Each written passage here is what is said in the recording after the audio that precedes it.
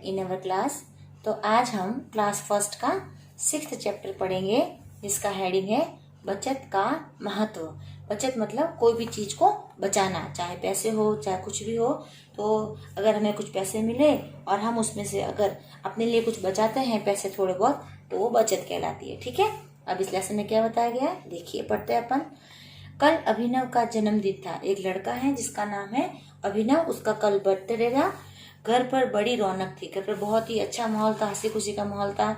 सभी मित्र एकत्रित थे। एकत्रित का मतलब एक जगह इकट्ठा हुए थे। सारे मित्र थे वो एक जगह इकट्ठा हुए थे और नाच गा रहे थे। बर्थडे पार्टी होती है तो डांस तो होता ही है, परंतु अभिनव को कुछ भी अच्छा नहीं लग रहा था। लेकिन जिसका बर्थडे था ना, जन्मदिन, उसको कुछ भी अच्छा नहीं लग रहा था। सब कुछ जैसे फीका फीका था, उसका मन नहीं लग रहा था।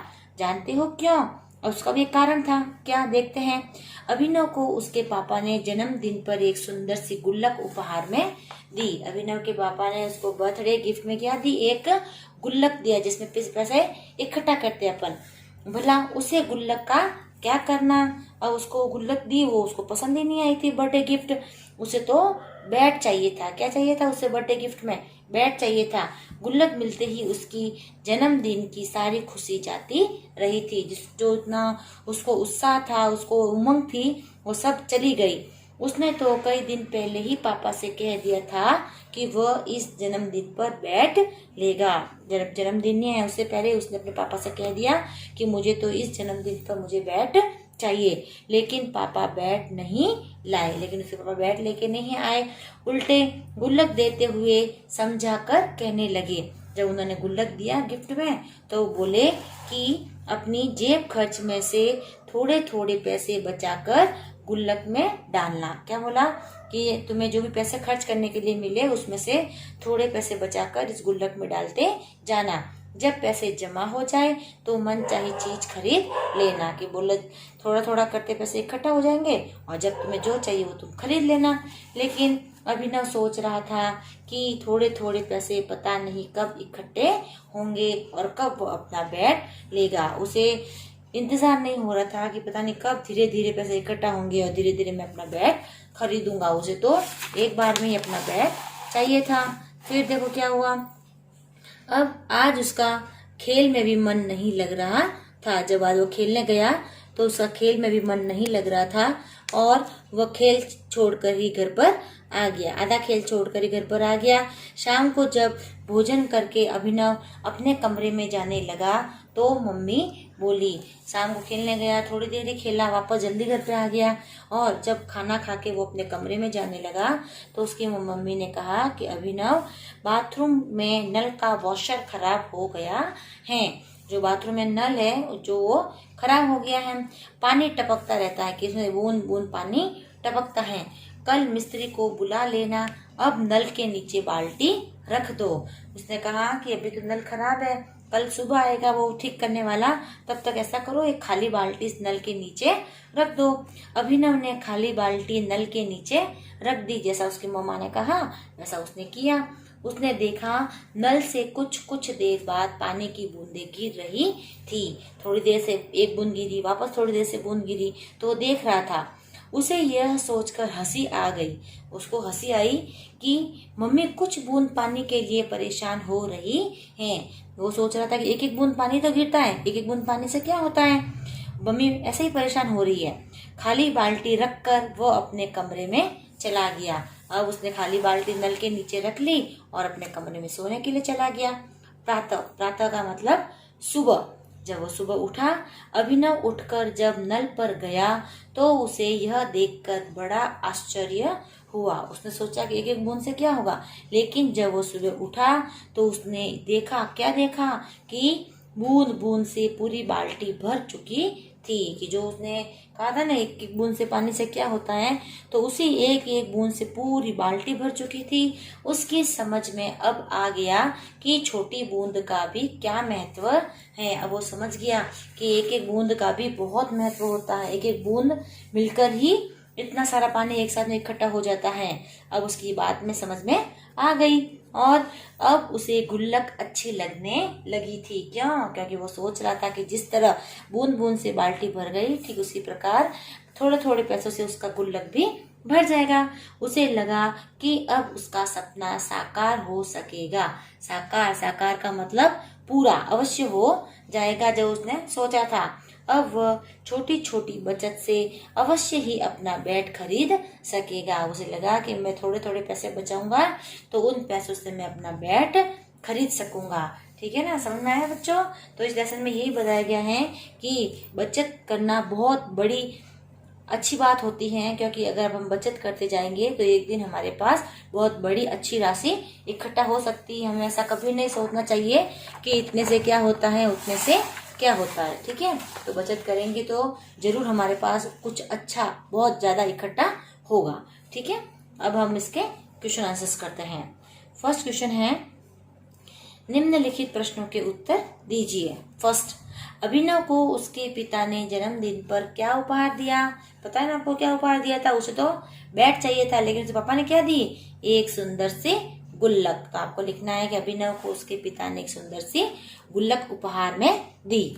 सेकंड क्वेश्चन है, अभिनव उपहार पाकर प्रसन्न क्यों नहीं हुआ था? क्यों खुश नहीं था वो, उसका पापा ने जब उसको गुल्लक दी तब? क्योंकि उसे बैट चाहिए था। क्या चाहिए था उसे? उसे तो बैट चाहिए था, लेकिन पापा ने उसे गुल्लक दे दी। थर्ड क्वेश्चन है, अभिनव उपहार के रूप में क्या पाने की सोच रहा था? अभिनव को क्या चाहिए था उसके पापा से? तो अभिनव उपहार के रूप में बैट पाने की सोच रहा था। फिर फोर्थ क्वेश्चन है, अभिनव को मम्मी की किस बात पर हंसी आ गई? आई थी ना उसको हंसी बाल्टी वाली बात पे, क्योंकि उसकी मम्मी कुछ बूंद पानी के लिए परेशान हो रही थी। इस बात पर अभिनव को हंसी आ गई थी कि एक एक बूंद पानी से क्या होगा। फिर फिफ्थ और लास्ट क्वेश्चन है इसका, भरी हुई बाल्टी देखकर अभिनव को क्या ज्ञान हुआ? जब बाल्टी पूरी भर गई तो अभिनव को क्या एहसास हुआ?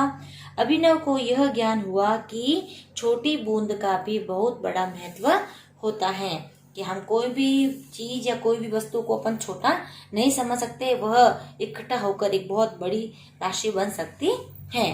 तो इस तरह के क्वेश्चन आंसर तो ये हो गए। अब ख है, उपयुक्त शब्द चुनकर रिक्त स्थान भरिए। ये फिलअप्स है, इधर हेल्प बॉक्स दे रखे हैं, अपने को फिलअप करना है। तो डैश, अभिनव का जन्मदिन था कब? आज या कल? तो इसका आंसर है कल। तो आपको यहाँ फिल करना है, कल अभिनव का जन्मदिन था। सेकंड है, भला उसे गुल्लक का क्या करना? डैश में आपको क्या लिखना है? गुल्लक।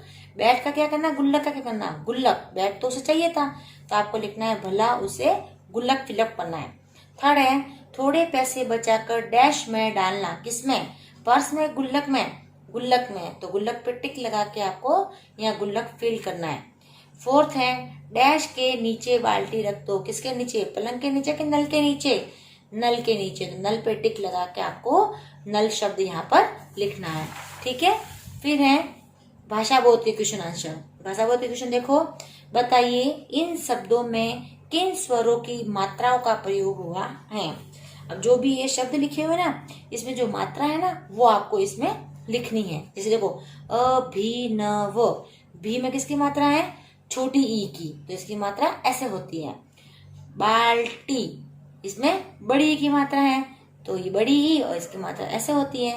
फिर बैट, बै में ए की मात्रा है और ए की मात्रा ऐसे लगती है। फिर चीज, ची के अंदर बड़ी की मात्रा है और वो ऐसे लगती है। फिर जेब, जे में ए की मात्रा है और वो ऐसे लगती है। फिर उपहार, हा में आ की मात्रा है और वो ऐसे लगती है। तो ये वाले क्वेश्चन आपको अपनी नोटबुक में करने हैं। आगे देखते हैं अपन। आगे लिखा हुआ है कि वर्तनी सुधार कर लिखिए। वर्तनी सुधार कर मतलब इसको अपने को सही जो मात्रा है उनके करेक्शन करना है। तो गुल्लक, गुल्लक में ये आधा ल आता है, यहाँ पूरा लिख दिया, तो इसको सही लिखेंगे अपन। तो गु आधा ल, पूरा ल और क, इस तरह से लिखना है। ठीक है। फिर जन्मदिन में दी की मात्रा छोटी होती है, यहाँ बड़ी हो गई, तो यहाँ पर अपने को छोटी लिखनी है। रौनक में औ की मात्रा होती है, तो ये बन गया रौनक। एकत्रित, त्री में बड़ी नहीं होती, छोटी की मात्रा होती है, तो आपको ऐसे लिखना है। फिर खुशी में जो शी की मात्रा वो बड़ी होती है, ऐसे लिखना है। फिर पानी में नी की मात्रा छोटी नहीं होती, क्या होती है? बड़ी होती है, वो इस तरह से लिखना है। ठीक है। तो ये हो गया वर्तनी वाले क्वेश्चंस। अब है बीच में लिखे वर्ण को बाहर के वर्णों से मिलाकर नए शब्द लिखना है। जो ये बीच में वर्ण लिखा हुआ ना, उसको ये बाहर वाले वर्णों से मिलाना है। इसको सबसे ऐसे से मिला के लिखना है। जैसे ना क, ना म, ना ग, ना च, ना ला। तो इस वर्ड से ये सारे वर्ण लगाकर इस तरह आपको शब्द बनाने हैं, नए शब्द बनाने हैं। ठीक है, समझ में आया ना। आगे इस वर्ण को रखना है, फिर सब इसके पीछे लगाने हैं, अपना आप वर्ण बनते चले जाएंगे। घ है, उदाहरण के अनुसार शब्दों को बहुवचन में बदलिए, प्लूरल्स बनाने बहुवचन में। जैसे पैसा, पैसा का बन गया पैसे। बूंद का बूंदे। बल्ला का बल्ले। कमरा का कमरे। जूता का जूते। और कंघा का कंघे। इस तरह से एक वचन के अपने क्या बनाने हैं, ये बहुवचन बनाने हैं।